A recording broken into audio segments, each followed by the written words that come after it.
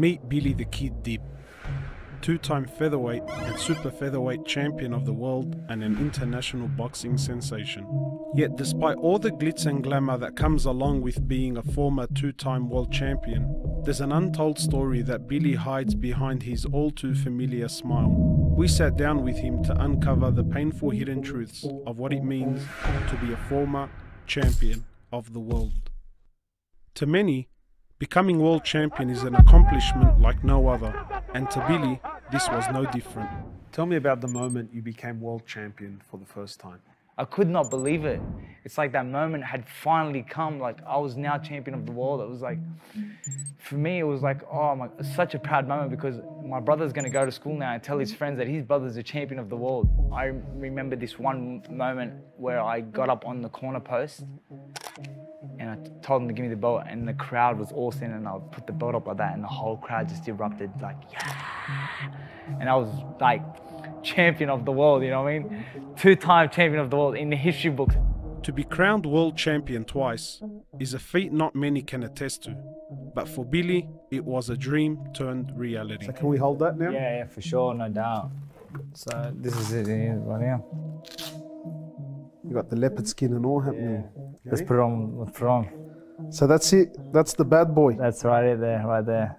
But yeah, this was everything I worked so hard for. You see, ever since Billy was a young boy, he dreamed of being champion of the world. Not for the fame and the riches, but more so for the love of the sport. When I started boxing at a young age, it was all about the trophies and the belts. It was never about money. But after winning the championship for himself, his gaze swiftly shifted to the luxurious and lavish lifestyles of those who had preceded him. I grew up watching people like Oscar De La Hoya, Shane Mosley, Prince Nassim, Mike Tyson, guys that had gone on to become multi-millionaires of their sport, like right? And I was hanging out with these people. I was in their cars, their Ferraris, their Lamborghinis, their Maybachs, their Rolls Royces, and I'm thinking to myself, that's gonna be me one day. An expectation that was in fact about to go into overdrive after he crossed paths with one of the biggest names in the boxing world. I saw Floyd Mayweather when I was in America on a holiday, and I seen him, I said, hey Floyd. He goes, yeah champ, what's up? And I said, I'm champion of the world now. And he said, we'll be in touch. That's all he said, we'll be in touch. This short encounter soon led him to being invited to join forces with one of the biggest boxing teams in America, TMT Promotions, otherwise known as the Money Team. 50 Cent and Floyd Mayweather have forged this company called TMT Promotions and then they want to sign you up. I was like, man, my life is about to change now. So I get there, we're hanging out with 50 Cent now. Rolls Royces, Lamborghinis, 5-star restaurants, the best hotels. Like, I'm telling you, I'm walking through the lobby areas with 50 Cent, like right next to me, and people saying, oh, there goes 50 Cent and Drake. And he's like, that's not Drake, that's Billy the Kid. That's the IBF champion of the world. The thought of rolling with some of the biggest names in the boxing and entertainment world was a fantasy he had only ever dreamt of. You know, these guys are the best at what they do. They know how to make money, and you know, I want to join the team and I want to make some money too. When I was signed to 50 Cent, the only thing that I had in my head was, I'm gonna buy a Ferrari, I'm gonna buy a Lamborghini, I'm gonna do this and I'm gonna do that. I spent the money before I even got it in my mind. Wallah. You were shopping already? Wahayat Allah. I was looking at cars like I was gonna buy them tomorrow. Yet as pretty as it all seemed from the outside, Billy soon found himself fighting his own internal moral dilemma. Being around these people was like ghadab, you know what I mean? Like being around 50 Cent and who I thought, man, this is gonna be amazing. I'm hanging around with 50 Cent, you know what I mean? Biggest rap star in the game at the moment and all that. Wallah, it became like ghadab. Things that he wanted me to be involved in, which I never took part in, you know, come to his parties and I never took any part of that. And I think because I never took part in any of that, he didn't gravitate, or I didn't gravitate towards him because of that situation, you know? Already struggling to fit in, Billy's term with TMT was soon to fall off course, following an internal conflict, causing TMT Promotions to eventually split. To make matters worse, this was all happening right before a major world title fight Billy was preparing for. 50 Cent, he says to me, oh look, I'm not gonna be able to pay you the money that I promised you and whatever. And I'm like, he's doing this to me the day before the fight, playing with my head, you know what I mean? Like, I kind of felt like he was against me, you know what I mean? Like he was working against me. Well, the next day the fight is on. I ring up my mum on the way to the venue and I said, hey mum. She said, yeah. I said, don't watch the fight tonight. And just like that, his short-lived dream soon came to an end. But as difficult as this was for him to stomach, nothing could prepare him for the major fight he was about to face back home after receiving a call from his wife. I'll never ever forget it. I'm sitting in the lounge room and my mum is standing directly in front of me and I get this phone call from Sarah. She goes, hey, what are you doing? I said, nothing. She goes, oh, where are you? I said, I'm at home. She goes, oh, are you sitting down? I said, yeah. She goes, oh, okay, cool. I just want to let you know, I got cancer. I said, what?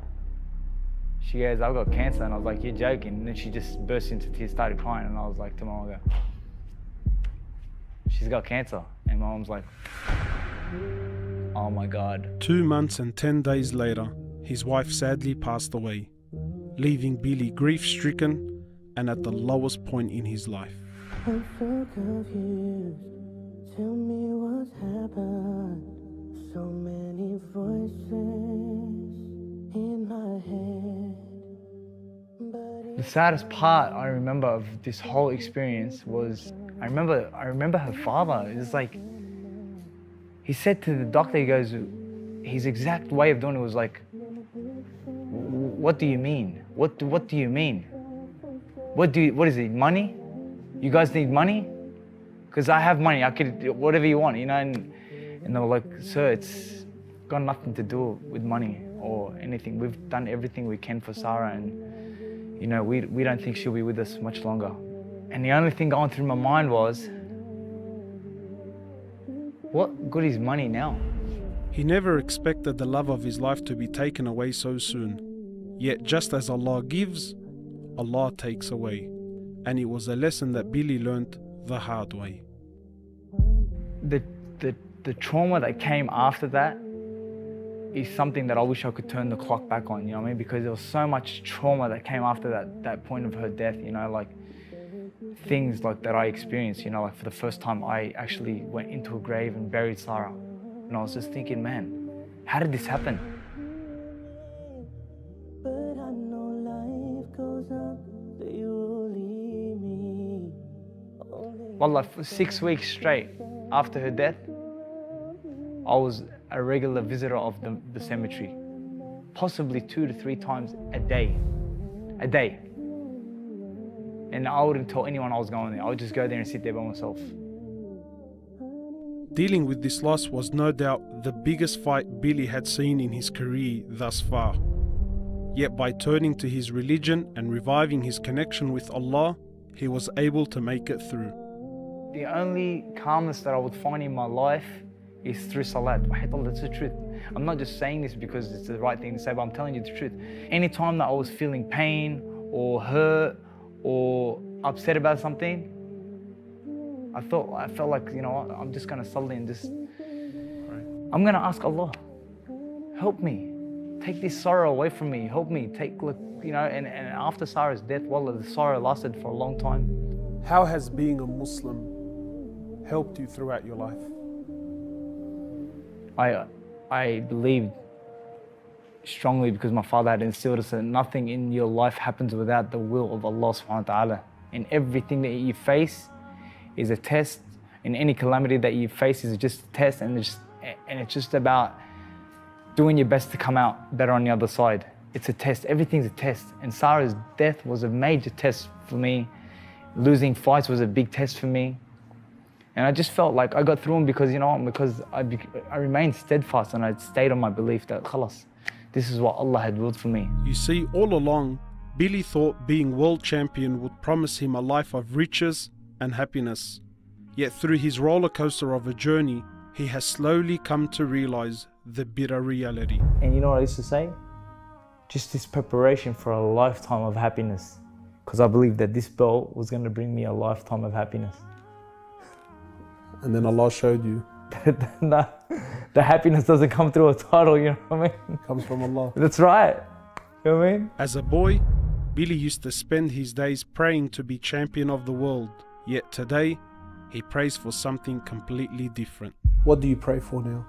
I'll tell you what I pray for. I pray that Allah subhanahu wa ta'ala takes me while He's pleased with me. Because I know that this life is not promised. And we could be days, months, or years away from death. And I just pray that Allah subhanahu wa ta'ala keeps me steadfast and takes me only when He is pleased with me.